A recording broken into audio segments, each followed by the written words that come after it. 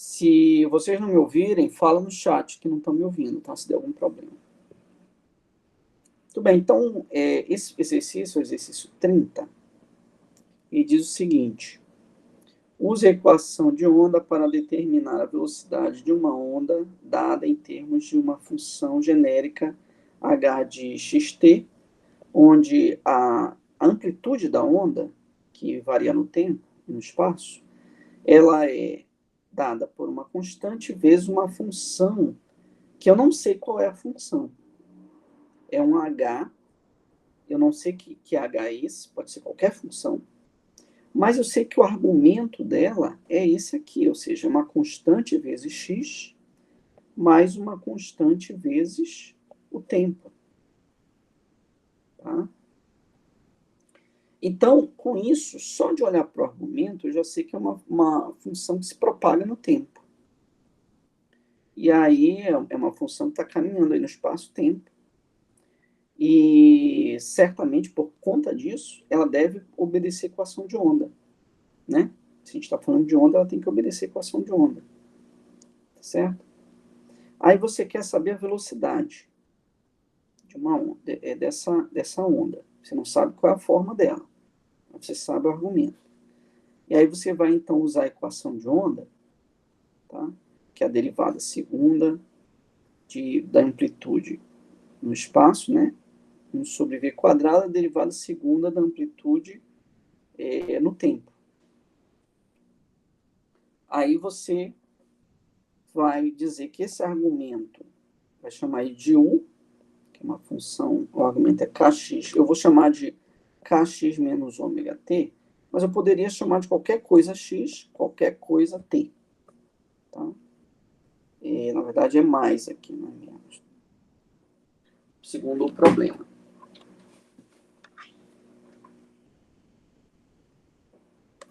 E aí, eu vou derivar, já para substituir na equação de onda, eu preciso derivar 2 vezes em x e 2 vezes em t.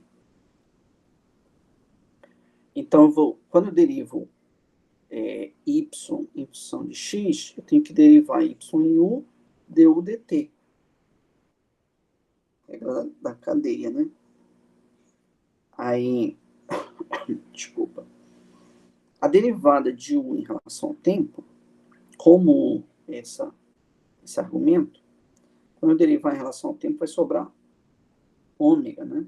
Só que eu estou derivando em x. Desculpa, aqui é x. Quando eu derivar em x, vai sobrar aqui quem? O k, né? Aqui. Quando eu derivar novamente em x, vai ficar k quadrado. Que o k vai sair de novo do argumento, né? Então, a segunda derivada de y em x vai ser k ao quadrado dy du, onde u é esse argumento aqui.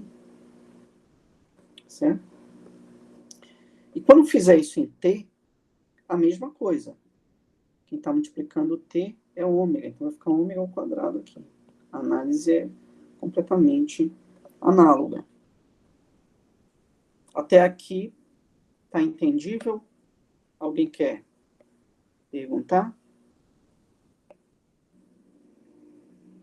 Tranquilo? Muito bem, então, eu vou substituir agora na equação de onda, né? A segunda derivada em x e a segunda derivada em t. Certo? E o v quadrado da equação de onda preserva. Tá bom? Então, aqui tem uma coisa que na verdade é du2, né? du2. Então, d2y du2, d2y du2. Aqui você pode eliminar da equação, de modo que você vai ter que, jogando v ao quadrado para cá e o k ao quadrado dividindo, você vai ter essa relação, né? Então, você isola o v, tira a raiz dos dois lados, e você vai ter que v é igual a ômega sobre k.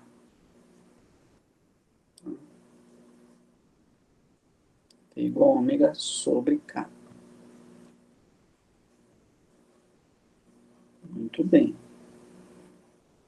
Então, pessoal, isso vale, essa velocidade, ômega sobre k, você vê que ela vale para qualquer função que se propaga.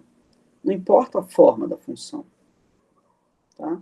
Então, por exemplo, os dois outros problemas dessa seção também dizem: use a equação de onda para determinar a velocidade da onda dada por essa função. Então, você tem k, tem ômega. Tá? Então, ômega sobre k vai dar a velocidade dessa onda. Aí depois ele diz assim: use a equação de onda para determinar a velocidade de uma onda dada por essa função. Não importa a função, que no caso é u elevado a meio. Né? Não importa o cara da função. Você tem o k e tem o ômega.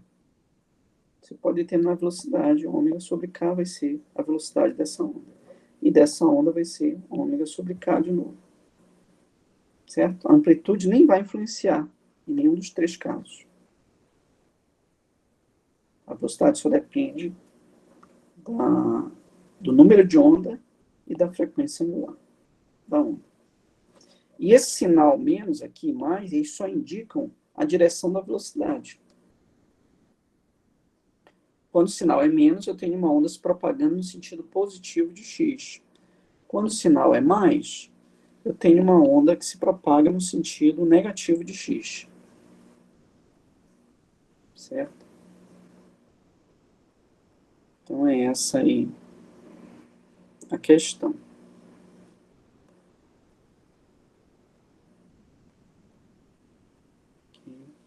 Alguma pergunta sobre? Ei, professor? Sim. No caso, por exemplo, se fosse, o senhor diz no problema lá que no YouTube que a corda ela precisa estar bem esticada, né, para o som ele se propagar. Sim. E no caso das ondas do Mach, são várias dimensões, porque nessa, na caso da corda, né, que o senhor Uhum. fala da situação da brincadeira do fone, Sim.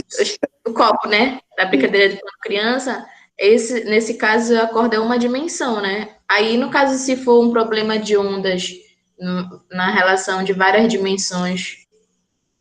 Uhum. Então, nesse caso, que você está falando, foi a Lilian que perguntou, foi? Foi. Tá. Então é o seguinte, Lilian, nesse caso, a equação de onda ela vai ficar parecida. Ela vai ficar assim, vai ficar, ou melhor, a velocidade, né? A velocidade, ela vai ser raiz, seria tração sobre densidade no caso da corda, né?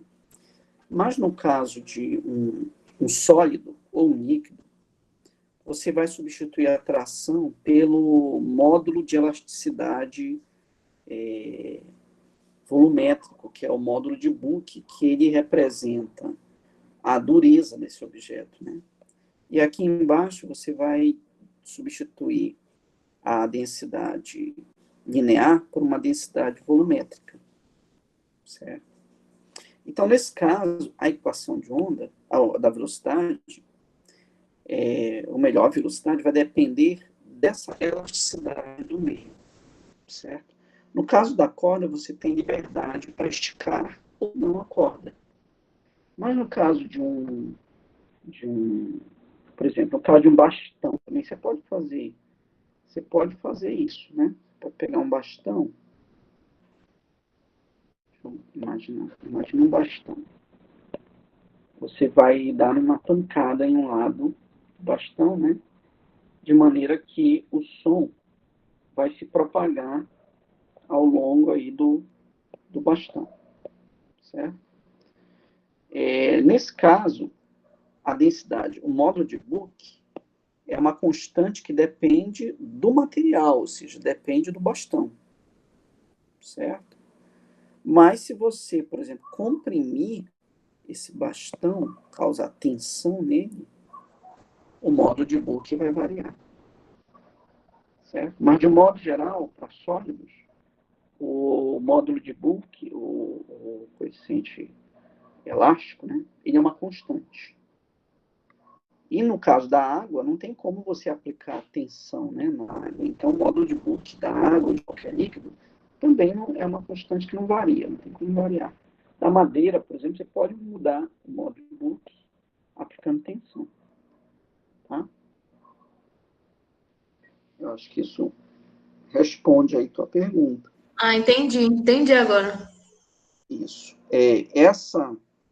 Essa equação a gente vai ver mais adiante, quando nós estivermos vendo ondas sonoras, nós vamos voltar aqui a essa forma, né? A essa forma.